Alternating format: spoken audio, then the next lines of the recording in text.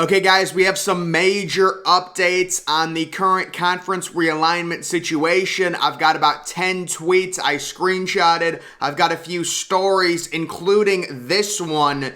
ESPN expert details possible ACC departures, reveals possible way to keep them.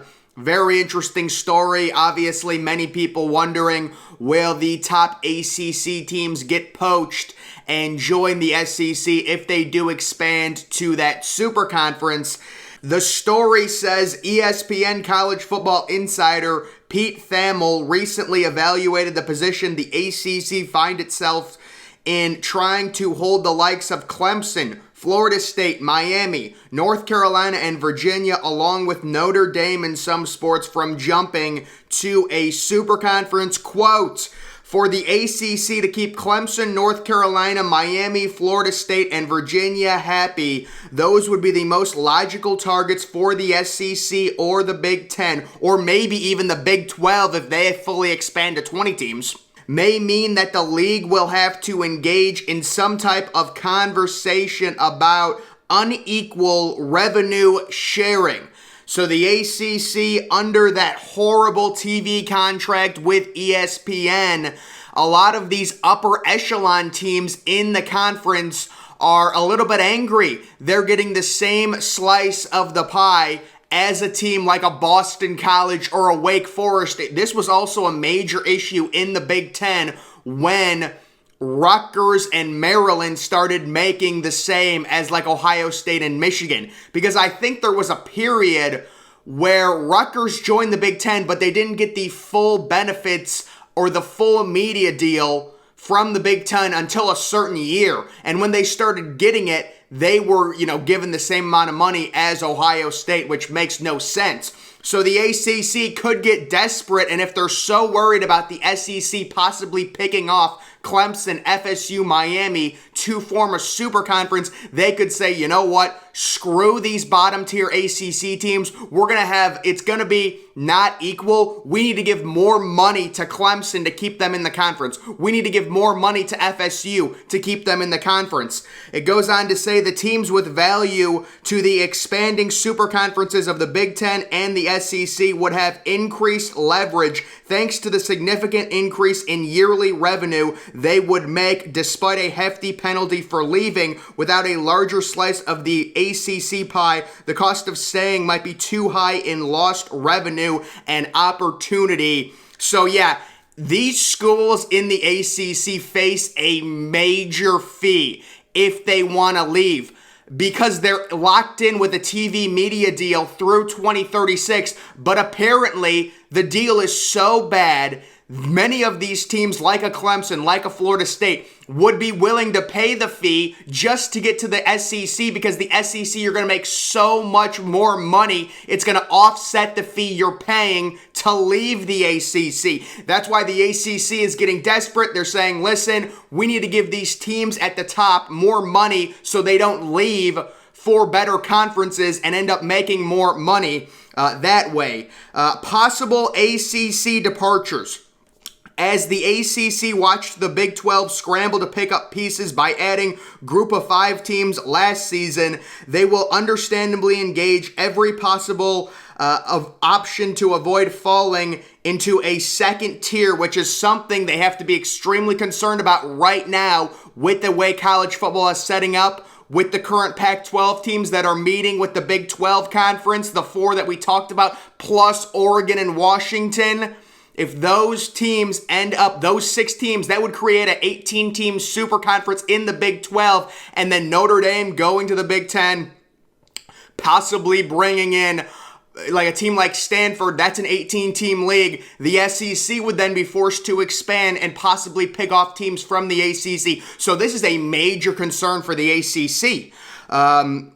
Now, as the Pac-12 risks losing more schools to the Big 10 or even the Big 12, and recently it's been the Big 12. Big 12 is meeting with Pac-12 schools currently again. We're going to have an update on that. The pressure is mounting to salvage a spot alongside the 2 conferences which seem to add who they want rather than fall victim. So this is a very interesting thing that we will definitely continue to pay attention to.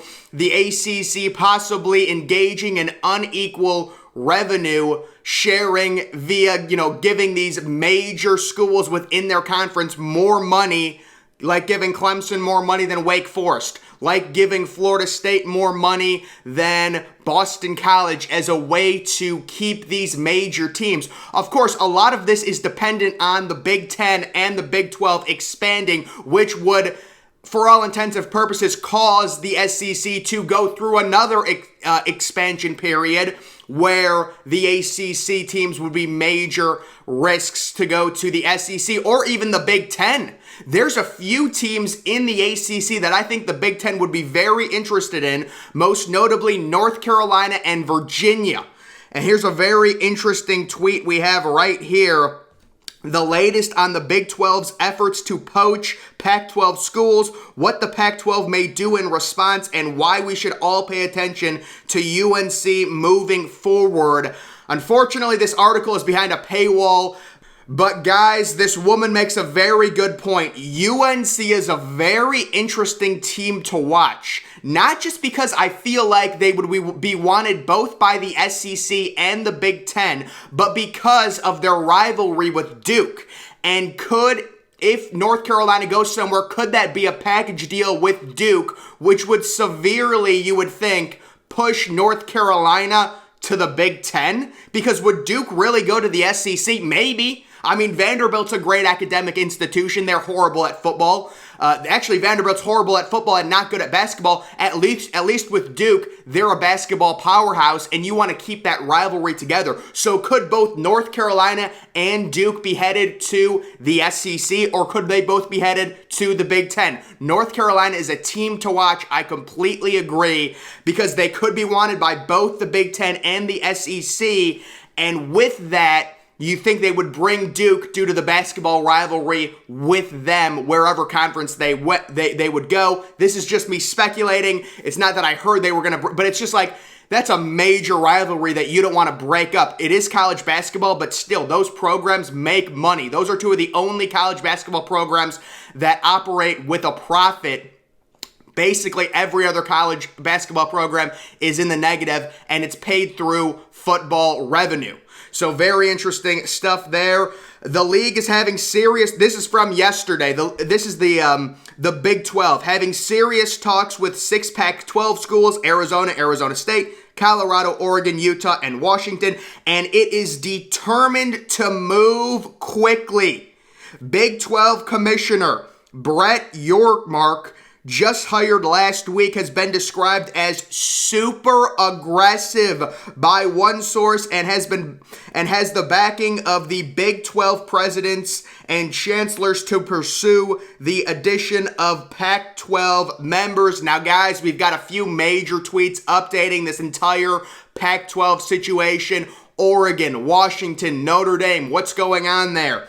Big 10 has told Washington and Oregon that they have put their expansion on hold indefinitely. They are content to sit at 16 and wait out Notre Dame.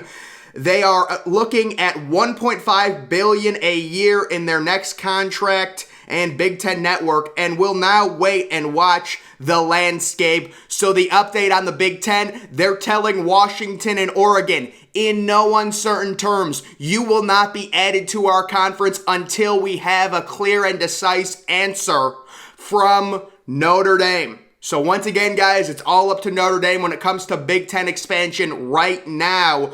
Earliest Notre Dame would even truly begin to consider joining a conference is 2025. I think what he means by that is a deal could still happen where Notre Dame joins the Big Ten, but obviously Notre Dame's not going to join the Big Ten next year. It's going to be a multi-year process. I don't think the meaning of this tweet could be interpreted in two different ways. I don't think it means Notre Dame won't even start looking until 2025. I think they could join theoretically this year, but obviously it wouldn't go into effect until 2025. Like Texas and Oklahoma joining the SEC, but they're still in the Big 12 right now. I think that's what this tweet means. Notre Dame could still say, we want to join the Big Ten. Or Notre Dame could just sit back and wait. Notre Dame is in no rush right now. I think Notre Dame wants to see what happens with the Big 12. If the Big 12 does expand to 18 and also take with them Washington and Oregon, that could also kickstart an SEC expansion, which would then possibly force Notre Dame into the Big 10.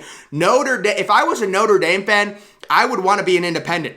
But if I was someone involved in the Notre Dame program, obviously you have to think about how much money you would make joining the Big Ten as opposed to staying independent. They'd still make a lot of money being an independent, but they'd make so much more joining the Big Ten. But if I was a Notre Dame fan, especially with these super conferences, being an independent, being exclusive is so unique, but it could get to the point when being out of any of these super conference is such a negative, you're almost forced to join the Big Ten, and you will make a lot more money if you join the Big Ten. Key points from Big 12 Pac-6 meeting. So the Pac-6 is in reference to those 6 Pac-12 teams that were meeting, possibly maybe joining the Pac-12 soon. No votes held. This is from yesterday's meeting. Information sharing and financial presentation. Still no official application from Washington or Oregon, but interest is high. Washington and Oregon want to wait and see how media rights for the Pac-12 shake out. Big 12 thinks time is of an essence to strike. So the Big 12 wants this to happen fast. They want to be the next ones to expand. They're not waiting for Notre Dame to join the Big 10. They want these 6 Pac-12 schools in their conference, which would expand their conference to 18 teams. Worst case scenario, Oregon and Washington want to wait for what the Big Ten does, and you still get those 4 teams, which would expand your conference to 16 teams, and we would have 3 conferences with 16 teams. You'd have the Big Ten, the SEC, and the Big 12, and this would cause, obviously, a huge ripple effect on the Pac-12 because they would be losing 4 teams, and most likely they would have to replace those with Mountain West programs, maybe a Fresno State, maybe a Boise State, San Diego State, Wyoming. Teams like that start coming into play for the Pac-12. It would be a major knockdown for the Pac-12 if that happens. More meetings happening today between the Pac-6 schools and the Big 12. Big 12 meeting individually with this. So this is all happening in live time right now. It's 12:20. Hopefully I get this video up by like 1 or maybe 2. But the meetings are happening today. They happened yesterday. They're trying to expedite this process and get these teams in ASAP. The Big 12 knows they have an opportunity to be the 3rd major super conference of college football. And guys, there's an interesting rumor going around. If these teams join the Big 12, could the Pac-12 and the ACC look to form some sort of alliance? I'm not going to touch too much on it in this video, but it's an interesting thing to think about. The ACC, they're in a very wobbly position right now because if expansion starts happening with the Big 10, there's a major chance the SEC is going to try and poach those ACC teams. It's an unstable position to be in. They need to have some sort of agreement to make sure they're not the conference that gets left behind. And the teams that would be left behind would be teams like Boston College, like Wake Forest, similar to the Pac-12 with Oregon State and Washington State, those type of teams. Big 12 is possibly only eyeing 4 of the 6 to stop at 16 for now. So I'm guessing those 4 would be Arizona, Arizona State, Colorado, and Utah, not including Oregon and Washington. If Oregon and Washington want to wait for possibly a Big 10 spot, of course, they would need to wait for Notre Dame's decision, and if Notre Dame joins, that might allow those 2 teams into the Big 10. Valuation of per school is higher if omitting 2 of the 6 because the projected media dollars are very similar with or without those 2. So the media dollars, between 16 teams and 18 teams, are very similar. There's really not a huge incentive to going to expanding to the full 18 teams. But if it was Washington and Oregon, for relevancy, I would 100% allow Washington and Oregon into the Pac-12 if I was the Pac-12 commissioner. You want to be relevant. Those two teams, especially Oregon, brings you relevancy. They're competitive college football programs. So I would do that.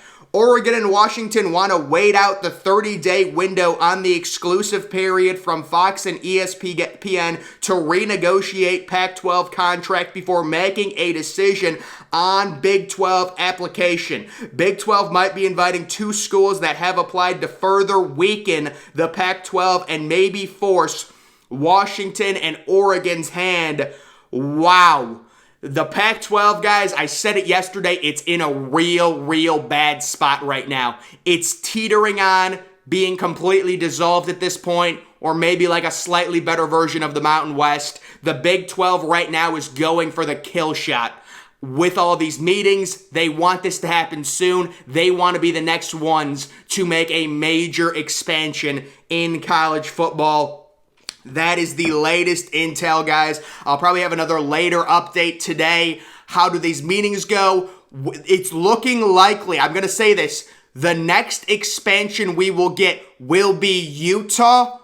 It's going to be Arizona, Arizona State, and Colorado joining the Big 12. Right now, currently, that is the most likely next college football realignment / expansion scenario, in my opinion. And Oregon and Washington want to wait. They want to see how the media negotiations work. They want to see what Notre Dame's going to be doing. There's a lot of things to look out for, guys. Make sure you're following me on Twitter. Link to that's always in the description. I'm, of course, the Depressed Ginger. Thank you for watching.